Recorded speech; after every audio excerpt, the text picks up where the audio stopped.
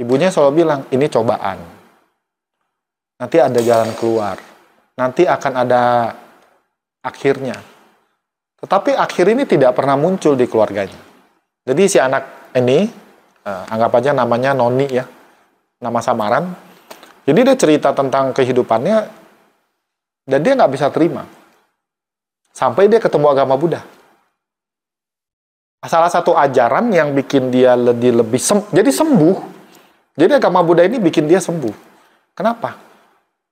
Karena begini, padahal konsepnya sama. Kalau di Buddha kan ada karma. Dan dia sering bertanya, kenapa gue lahir di keluarga ini? Kenapa bapak gue seperti itu? Kenapa sepupu gue, keluarga besar gue, sepupu-sepupu gue hidupnya enak? Mereka bisa keluar negeri. Mereka punya ayah yang tanggung jawab. Mereka punya keluarga yang harmonis. Kenapa saya enggak? Kenapa saya harus punya bapak seperti itu? Kenapa ibu saya seperti itu? Kenapa saya harus merasakan luka batin ini? Jadi pergumulan dia, pemberontakan dia, ketidakmampuan dia menerima realita hidup ini, kemudian membuat dia mencari jawaban. Dan dia sampai di satu titik di mana dia berpikir untuk mengakhiri hidup. Karena gue udah hopeless. Dan gue ketemu ajaran yang namanya karma. Di sini gue terima. Ternyata ini hidup gue, apa yang gue alami, derita yang gue rasakan, gue juga ikut bertanggung jawab di dalamnya. Saya cross-check ke dia. Jadi maksud kamu begini, kalau di agama Buddha, penderitaan yang kamu alami adalah apa? Penderitaan yang kamu alami adalah penyebabnya kamu juga. Iya, kamu lebih terima yang kamu penyebabnya. Iya, saya lebih menerima bahwa hidup yang saya alami sekarang, penderitaan yang saya alami, semua kesulitan yang dialami keluarga saya lebih terima kalau itu juga bagian dari tanggung jawab yang saya harus pegang.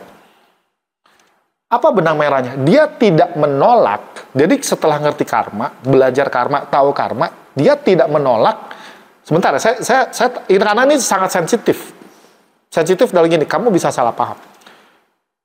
Setelah ngerti dharma, setelah mengenal dharma, ngerti karma, siapa penyebab penderitaannya? Diri sendiri. Penderitaannya berubah nggak? Enggak. Kesulitan hidupnya nggak berubah. KDRT yang dialami ibunya nggak berubah. Tetapi cara pandangnya berubah. Gue nggak terima kalau hidup gue udah ada yang ngatur. Gue lebih terima penderitaan gue, kesulitan gue, tantangan yang gue hadapi, gue terus bertanggung jawab. Saya cukup kaget. Ketemu dengan dharma, ketemu dengan karma, dia lebih terima karmanya. Padahal peristiwa sama aja. Kita ambil contoh Fat Cat nih misalnya. Andai dia masih hidup.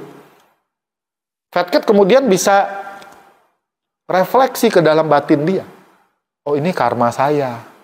Saya diginiin sama si cewek itu karena saya juga. Jelas.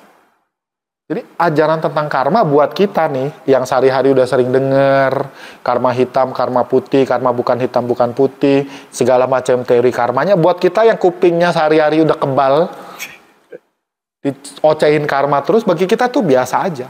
Tetapi bagi orang-orang yang dalam kehidupan ini tidak pernah berkesempatan bertemu dengan dharma, belum pernah mendengarkan ajaran tentang karma, yang mana salah satu yang penting dari ajaran tentang karma adalah bertanggung jawab atas apa yang terjadi dalam kehidupan kita, bagi mereka itu sebuah terobosan.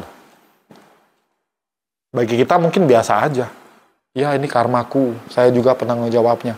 Tetapi bayangkan kalau Anda seumur hidup dicekokin, diajarin bahwa hidupmu sudah ada yang ngatur, nasibmu sudah ditentukan, takdirmu sudah ditulis, kemudian kamu tiba-tiba ketemu dengan sebuah ajaran yang kemudian membebaskan kamu.